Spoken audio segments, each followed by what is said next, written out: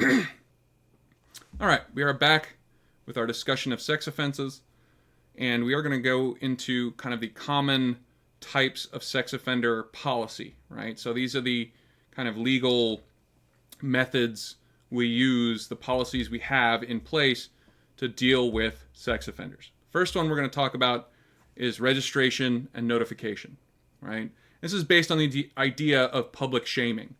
And public shaming has been used throughout human history for different purposes with differing kind of levels of effect. And it can be used in very positive ways. Whether this particular way is being used positively or not is up for debate, obviously. But what can be said about these registration and notification laws is that they have no clear deterrent effect. There have been lots of researchers that have looked into registration and notification laws in different jurisdictions.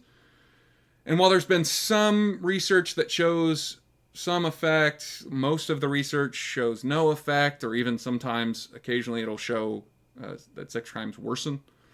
But there is no real nice, bright history of research that says, oh, yes, this works. And for lots of reasons. Number one, very few people check the sex offender registry for their area. It is a well below 50% of all the American people out there have ever looked at their sex offender registry to see if there are any sex offenders near them, within X number of miles of their house or their work or their school or whatever.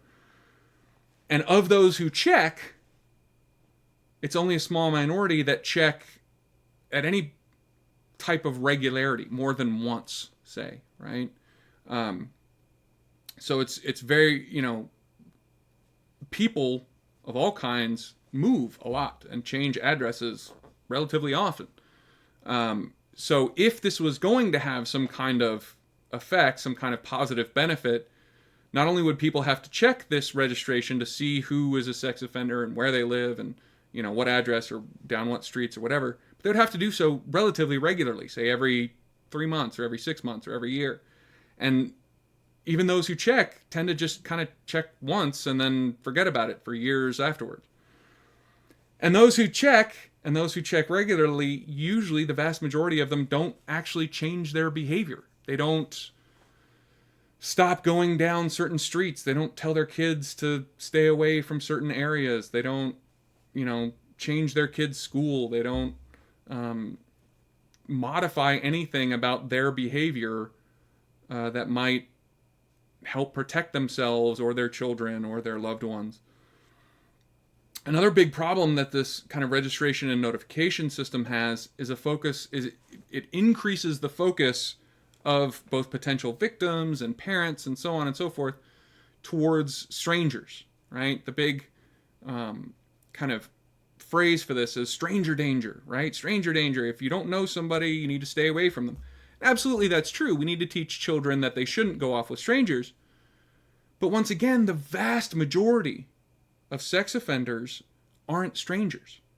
It's not, the stranger with a creepy van telling kids to, hey, you want to come see the puppy in the van, and kidnapping them and abusing them. The vast majority of the time, that's not the danger. That's not the issue. It is dangerous. It is a problem.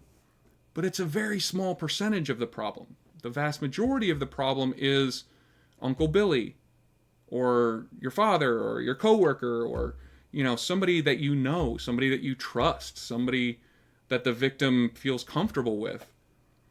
So this registration and notification system can do absolutely nothing for those people, and it kind of trains the public to be aware of these strangers, this random person who lives 2 blocks down or whatever, which kind of distracts from the actual danger sometimes of your friends and your family and your coworkers and your the people in your social clubs and hobbies. Now, the second policy I want to talk about are residency restrictions. This is where registered sex offenders are barred from living in certain areas or within a certain number of feet of a school or a daycare center or a park or something like that. And this is based on kind of the idea of banishment. We want to, this is an ancient practice, just like shaming. You've done this bad thing, and you can no longer live with us. You can no longer, you have to leave our tribe. You have to leave our city. You have to leave our country, etc. And this is kind of a modern version of that banishment idea. It's also based on the idea of routine activities, right? You can watch my lecture on crim theory to learn more about routine activities, but at its very basic, it's that people commit crimes, and crimes happen based on their routine activities, what they walking back and forth to work or school, or what areas they normally spend time in for their non-criminological lives. So if we kind of keep these sex offenders away from potential victims, they won't run into potential victims during the course of their routine activities, and thus it will keep people safer. One of the problems is, if sex offenders really want to find new victims, these residency restrictions would cause them to go into new areas where nobody knows them, where they're not easily identifiable as a potential threat, where they have a whole group of potential victims that have no experience dealing with them. They don't know them, don't realize that they are this threatening possible offender, right? There's also there's a very low compliance rate, right? So sex offenders often are in obvious and complete violation of these residency restrictions, sometimes just because they don't want to move away from where they're living, but often because it's literally impossible for them to live in a place where they're legally required to live. So say, they're out of prison, they've served time in prison for a sex offense, they're on parole, their parole officer legally requires them to live in that county or even that state or that city, whatever. And there's literally 0 places to live that are not within X number of feet of a school or a daycare center or a park or whatever.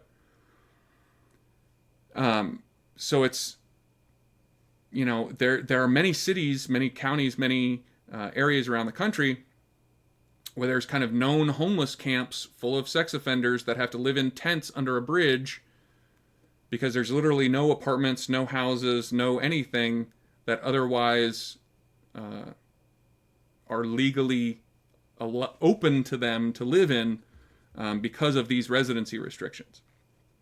It's also usually kind of, if they do have a legal place to live, it's going to be kind of way out, away from other people, away from services, away from, if they need, say, therapy or some kind of social services to get help to try to improve their lives, often they have to live miles and miles and miles away from them. So it makes it much more difficult for them to access those services that might help them kind of rehabilitate themselves and become a functional member of society again. And it also might often prevent them from living within their social safety net, prevents them living with family or friends that might help them, provide them support. And obviously, if their victim is living in that same spot, they shouldn't be allowed to live there.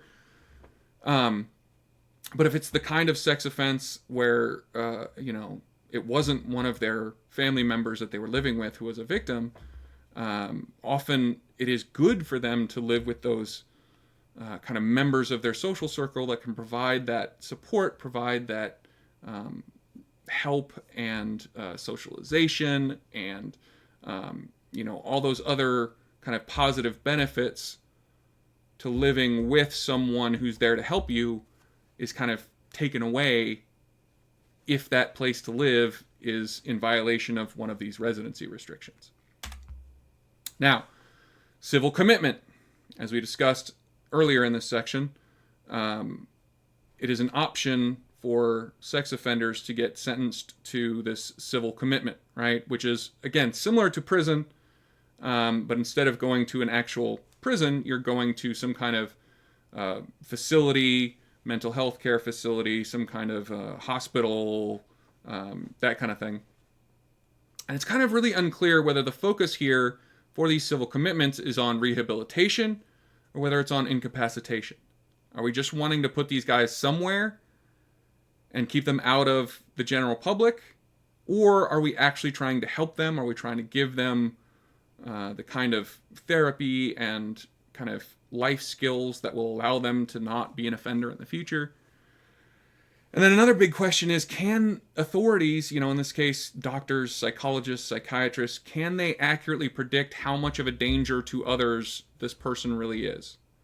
And there's some decent evidence that they do a pretty good job, right? Deciding who is a really dangerous sex offender that needs to stay in this facility versus who is, as long as they take their medication or as long as they practice these therapies, they can live out and about with other people and they're not a danger to others. But it's up to these professionals to kind of determine how much of a danger to other people these committed sex offenders are. One of the difficulties with doctors and psychiatrists, etc., trying to make this decision is that patients, whether they're civilly committed or just out and about in everyday life, fear discussing these issues and these mental problems they might be having with therapists or other, people that they're talking to because of mandatory reporting laws, right?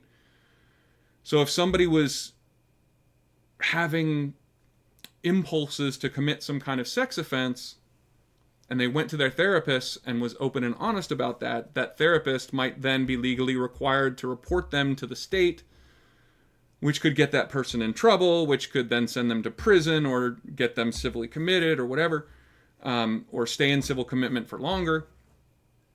So because there are these mandatory reporting laws, which are good, and mandatory reporting laws are something I support, but one of the downsides is it can make it much more difficult for patients who want help dealing with these urges that they haven't yet acted on.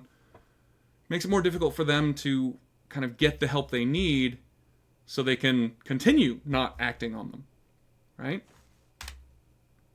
So overall, there are lots of problems with sex offender policy. Most of it doesn't work. The stuff that does work is, iffy, small at best. But it's all reactive, right? All of these policies don't come into play until a crime has already been committed. It's been, this is all about kind of preventing people from offending more, not focused on offending in the first place. And there's lots of different things we could try, problems, policy ideas we could attempt that are more proactive instead of reactive and try to stop crimes before they happen. But those are difficult to implement either at the city level or the state level or whatever, because we are legally required via federal law to do all these other things, which take up a lot of time and a lot of money and a lot of people and a lot of focus.